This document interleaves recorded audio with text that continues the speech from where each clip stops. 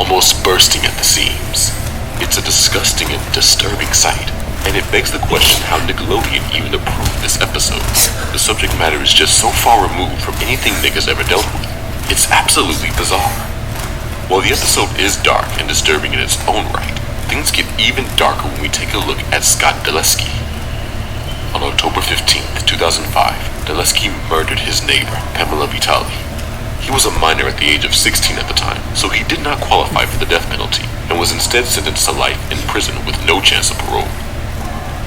During the trial, it became increasingly evident that Dellesky was fascinated with organs and often talked about breaking children's necks and wondering how the human body would function without certain organs.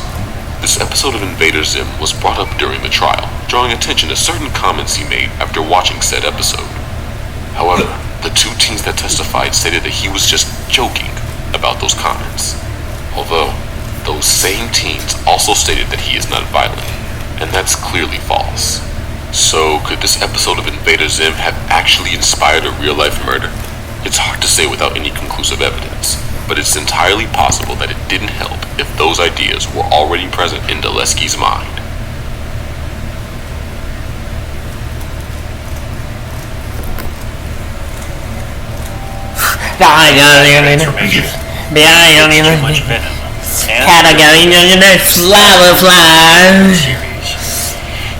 Flower Fly series is well known for being incredibly mature and treating its audience with respect and integrity.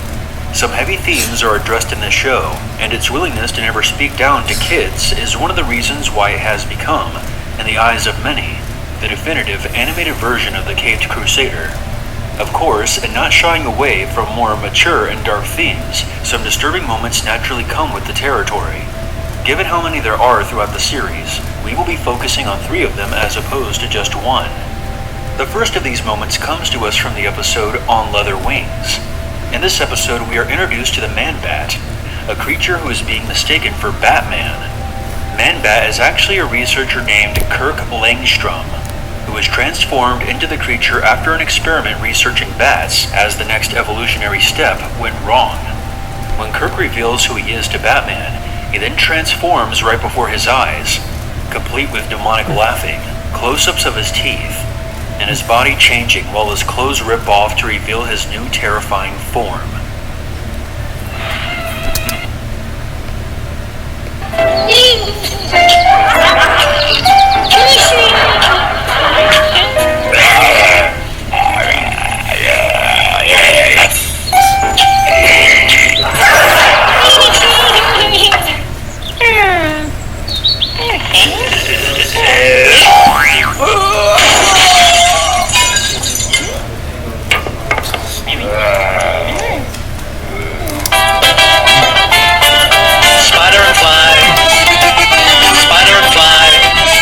Next moment is about Bane, from the episode, Bane. This episode introduces us to the titular character, the man who vows to break the bat.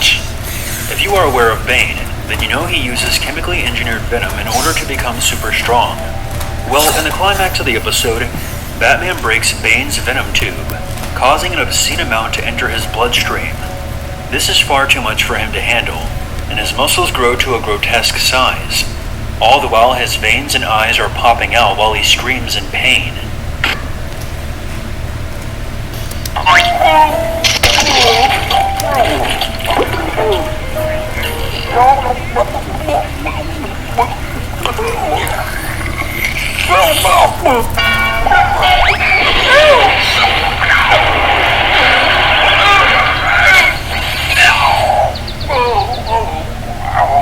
Thankfully, Batman unplugs the tubes, but for a moment there, it seemed like we were about to witness an overdose on screen. Our last moment comes from the episode The Laughing Fish, in which the Joker unleashes a toxin into the Gotham City harbor that causes all the fish to mutate into a Joker fish with a big toothy smile. Turns out the chemical is non-lethal to humans, and the Joker simply wishes to trademark the fish and gain a percentage over all that are sold. A worker at the harbor tells the Joker that fish cannot be trademarked, since they are a natural resource, to which the Joker responds with a threat. Later on, the Joker follows through on that threat and sends a toxic gas into the home of the worker.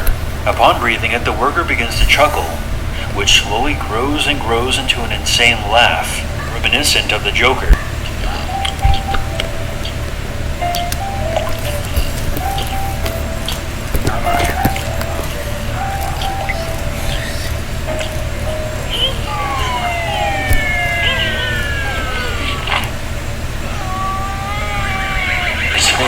You can tell by the look in his eyes how much pain he's in.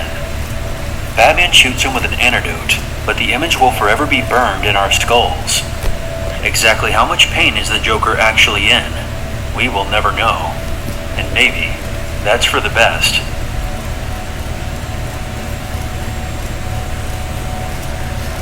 Spoiled Cocky Cow. One time, Nickelodeon made a show comprised entirely of ugly puppets selling meat to equally ugly puppets. Yeah, It was they titled Cocky Mr. Cow. and featured two teenagers, Josh and Parker, who worked at the titular fast food restaurant, getting involved in all kinds of shenanigans. The show was not received well, especially by vegetarians and parents who did not appreciate the abundance of meat and gross-out humor. The network received many petitions to end the show, which may have played a part in its ultimately short existence. Despite that, it managed to introduce a gross amount of disturbing moments during its two-season run. The most infamous being the tapeworm in the episode Mooch Master P. The episode starts with Parker mooching off of Josh's lunch, much to his annoyance. He continues to mooch off of everyone in the food court until he has earned the title the Mall Moocher. He eventually stoops to the low level of eating the raw burgers they plan on serving to customers. However, strange things begin occurring after eating the raw burger. Parker finds that food is disappearing right before his eyes, before he can even eat it. He's unable to deliver food orders either, as those disappear into thin air. Josh records Parker trying to eat and then plays it back in slow motion, revealing that an enormous tapeworm is now living inside of his stomach, thanks to the raw burger he ate. The two get the tapeworm out, yanking it from Parker's stomach and into his arm, where it writhes around chaotically.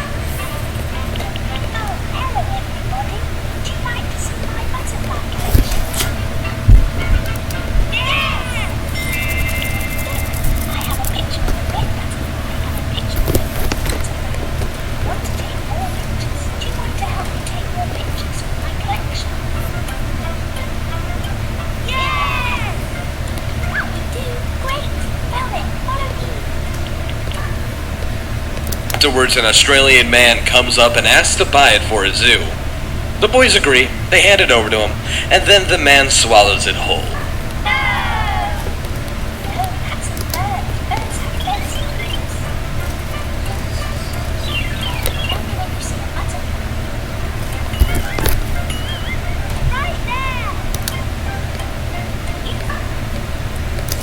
The fuck?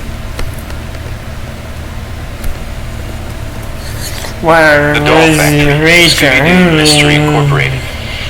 Despite being named Wrath of the Krampus, this is not a Christmas episode of Scooby-Doo Mystery Incorporated. Talk about a missed opportunity. What it is, however, is a disturbing romp through an abandoned doll factory, which by cartoon laws require to be unnecessarily terrifying. Shaggy calls it uber creepy, which is an understatement given that the factory is full of ultra-realistic dolls clashing with the show's simple and cartoony art style. With their hollow eyes and dry red paint blotches resembling blood, the dolls leave a scary but short impression, until their heads start turning and they begin talking, because then they leave a terrifying and lasting impression. It's unclear why or how these dolls spoke, but given the existence of the supernatural in this series as opposed to the original, the dolls could actually be possessed. If there's one thing people don't want going into a Scooby-Doo episode, it's eyeless, rotting baby dolls.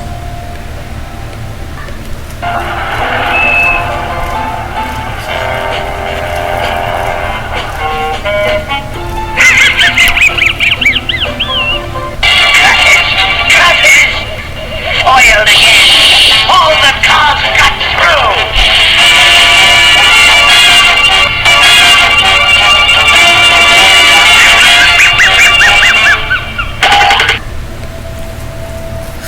We're nearly enough pianos in the picture.